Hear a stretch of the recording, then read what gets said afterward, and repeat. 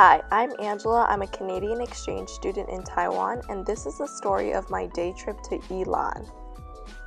During my 6th and final month on exchange, my friend and I wanted to visit our other friend and explore Yilan, so we asked our retired Taiwanese friend Jonathan if he would be able to drive us around for the day. Since he is always down for an adventure, he picked us up from Taipei at 8 a.m. and we drove through some heavy traffic for 2 hours before we finally made it to the Mr. Brown Cafe Castle at the top of the hill next to Suau Beach. This castle is a very popular tourist attraction and there were no seats available when we got there, so we just bought some drinks and head to the rooftop to enjoy the beautiful view.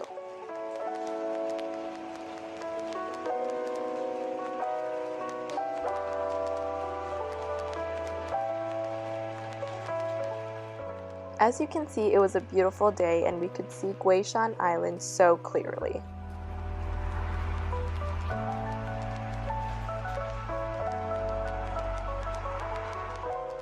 And on the other side, we had a perfect view of Yilan as well.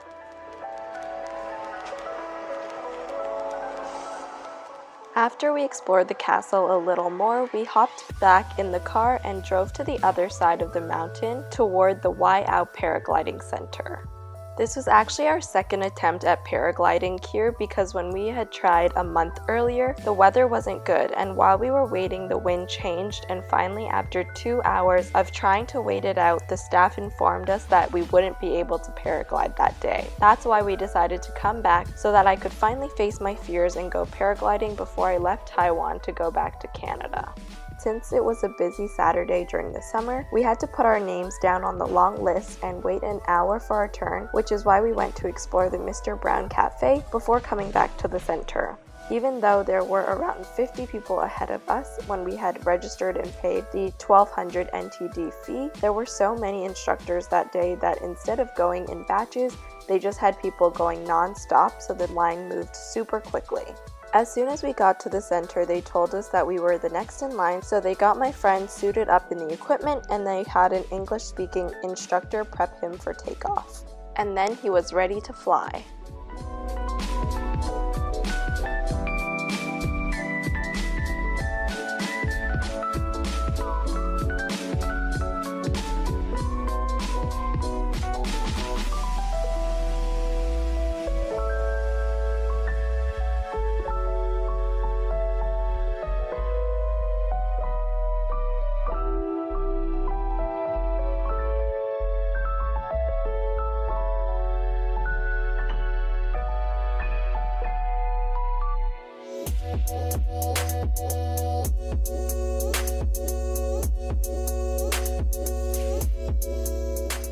After watching him go, it was my turn to get suited up. My instructor explained that all I had to do was start running in big steps until he told me to stop, so that's what I did. It was hard at first because when I started running, I literally got pulled back by the parachute and couldn't move forward, but the instructor helped to push me forward, and then I just did my best to take big steps until we were off the mountain.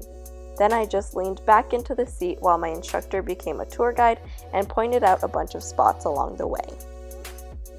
I'm so glad we came back because the weather was absolutely perfect that day and the skies were super clear, so I had an amazing bird's eye view of Yilan County, and we were able to take a slightly longer route because the wind was nice and strong. The ride itself was less than 5 minutes long, but while you're floating in the air it feels much longer as there's so much to see.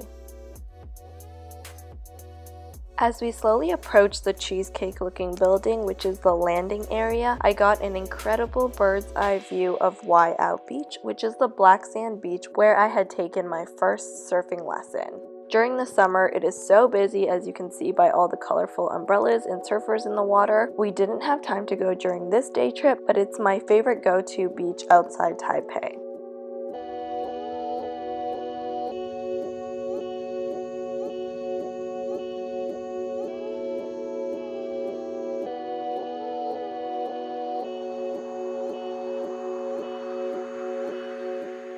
As we approached the cheesecake building, my instructor just told me to try to stay standing and not fall backwards when we landed on the sand. Then he took all the equipment and packed up the parachute and asked if I needed a ride back up the mountain, but since Jonathan was waiting for us in the parking lot, we didn't need one. After our awesome experience paragliding, we got back in the car and drove south toward Dong Ao, which was a little tiny town where our friend had been volunteering for the week.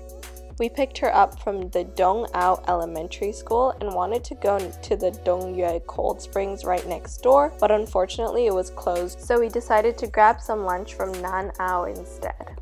We wanted to eat seafood, but all of the restaurants that we tried to go to were full, so we just ate some boxed lunches and then continued driving towards Jinyue Waterfall. When we arrived, the place was super busy with people just chilling in the river. There were even people barbecuing on the rocks, which smelled so good, and apparently Jinyue Waterfall is a very popular spot for river tracing, so we saw so many people decked out in river tracing gear. We walked upstream a little bit until we got to the big waterfall, and we just chilled in the water for a while, watching a whole bunch of people in their equipment get tossed down the waterfall. Some people slid down the waterfall like a slide, while others were flung by their tour guides, and it was pretty nerve-wracking to watch because the water was super shallow around the waterfall where we were standing, but the spot right underneath the waterfall itself was deep, so you had to make sure to jump in the right spot. After watching dozens of people slide and jump off the waterfall, we finally mustered up the courage to climb the rock wall and jump. My friend went first. Then it was my turn. Then my other friend went last. We were all surprised by how deep it was, and we were so happy that we faced our fears.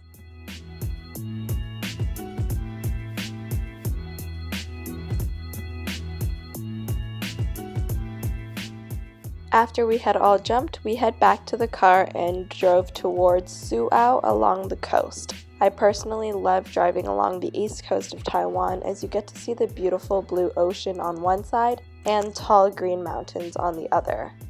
There are so many amazing lookout points to stop at along the way and to take some incredible pictures. For example, the Nanfang Ao observation deck. We continued driving along the coast until we arrived in Suau, where we wanted to check out the Suau Cold Springs Park. Unfortunately, when we arrived, we found out that it had been closed due to coronavirus, so we went to the private bathhouse next door instead. We lined up to get a ticket and then booked a private room for the three of us. Normal price was 100 NTD per person, but they had a deal in the evening for buy two get one free, so we only paid 200 for the three of us. The room basically had a little pool and a bench area with some hooks for us to put our stuff, so we changed into our bathing suits and slowly got in the freezing cold water.